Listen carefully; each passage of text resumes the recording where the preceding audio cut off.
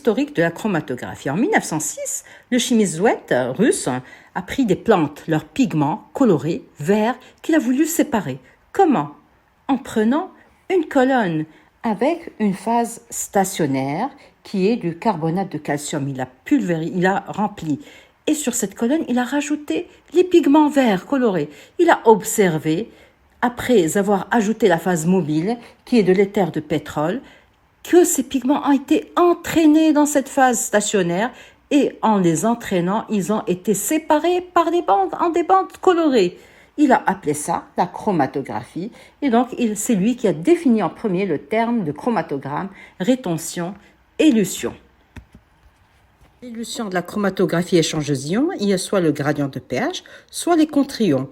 Les contre-ions, ils vont donc déplacer les molécules chargées, par exemple ici négativement, et elles seront éluées. Ensuite, il y a régénération de la colonne. Chromatographie échangeuse ions. Là, la résine, le gel, il est chargé soit négativement, soit positivement. Dans ce cas, le gel est chargé positivement. Donc, il va lier toutes les molécules qui sont négatives. Les molécules qui sont neutres, qui sont positives, elles ne seront pas liées au gel. Elles vont quoi? Elles vont donc être éluées, elles vont descendre, elles ne seront pas liées.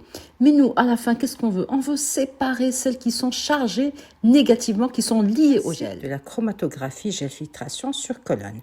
Là, on observe la phase stationnaire qui est sous forme de gel poreux. Et puis, on veut séparer 3 molécules. Les molécules rouges qui sont grosses, oranges qui sont de taille moyenne, et les petites, de très petite taille, qui sont jaunes. Alors, les grosses molécules, elles n'entrent pas dans les billes, dans les pores. Donc, elles vont être éluées en premier. On va observer un premier pic rouge. Puis, les moyennes, elles vont entrer dans certains pores et pas d'autres. Elles vont être éluées en deuxième. C'est ce qui est le pic orange. Et puis, les toutes petites, elles vont être éluées à la fin parce qu'elles vont entrer dans tous les d'affinités. Sur la phase stationnaire, c'est-à-dire le gel, est greffé un effecteur. Ici, il est violet et il a une grande affinité avec la molécule que l'on voudrait analyser. Alors, on fait passer plusieurs molécules, mais une seule a une affinité avec l'effecteur. C'est celle qui est marron, qui va se lier à l'effecteur. Maintenant, on voudrait l'éluer, la désorber. Comment est-ce qu'on va faire? Eh bien, il y a plusieurs façons. Par exemple, changement de la conformation de la protéine, ou bien une compétition avec un ligand libre, etc. Nous allons séparer des protéines en utilisant l'électrophorèse SDS-PAGE sur gel polyacrylamide. C'est une électrophorèse en conditions dénaturantes. Pour ceci, nous aurons besoin des échantillons, aussi du tampon Tris avec glycine SDS.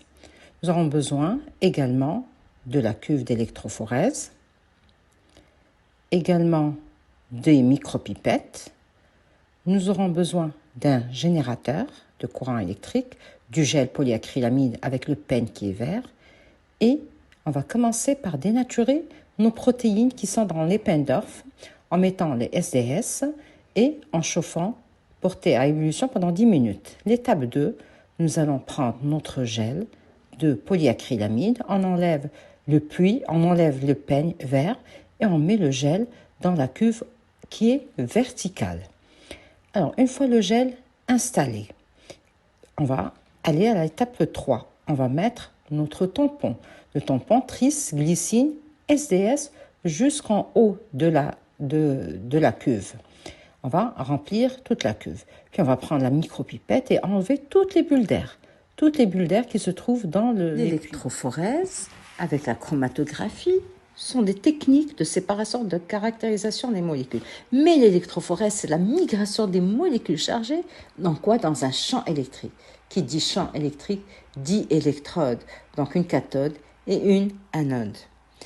L'appareil d'électrode ici utilisé est horizontal. Le gel, c'est de l'agarose qu'on pose, comme on le voit, horizontalement dans la cuve. Et puis, une fois le gel déposé, qu'est-ce qu'on va faire? On va mettre le tampon. Le tampon est versé doucement.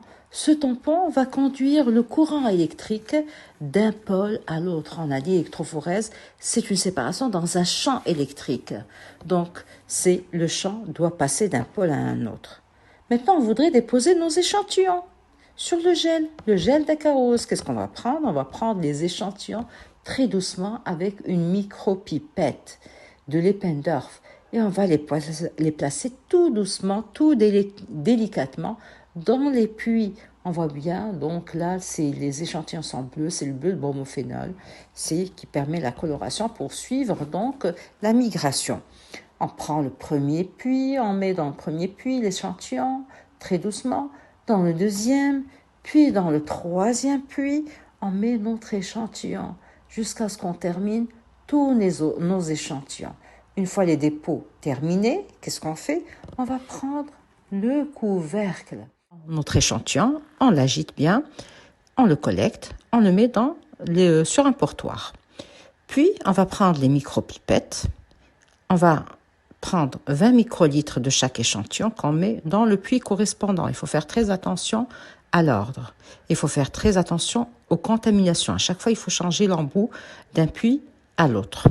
Une fois qu'on a terminé, on va mettre le couvercle bien hermétiquement. On va brancher nos électrodes sur le générateur, allumer le générateur, mettre le voltage adéquat et la migration va commencer à se faire. On le voit bien jusqu'à ce que donc les protéines arrivent au front de migration en bas. On va le voir à l'œil nu grâce au bleu de bromophénol qui est bleu. Une fois que c'est fait, on va arrêter notre électrophorèse, éteindre le générateur, enlever les électrodes, le support, prendre notre gel. Ce gel, il est entre deux plaques de verre. Le gel, il est très fragile. Il faut faire très attention quand on l'enlève, quand on sépare les deux plaques de verre pour enlever notre gel. On le fait très doucement, très lentement, pour ne pas déchirer notre gel. Une fois qu'on a pu ouvrir les deux plaques et retirer notre gel, on passe à l'étape suivante. Par la suite, on va faire la révélation. La révélation, elle se fait grâce à quoi? À des colorants, par exemple le nitrate d'argent ou le bleu de Koumassi, qui va nous révéler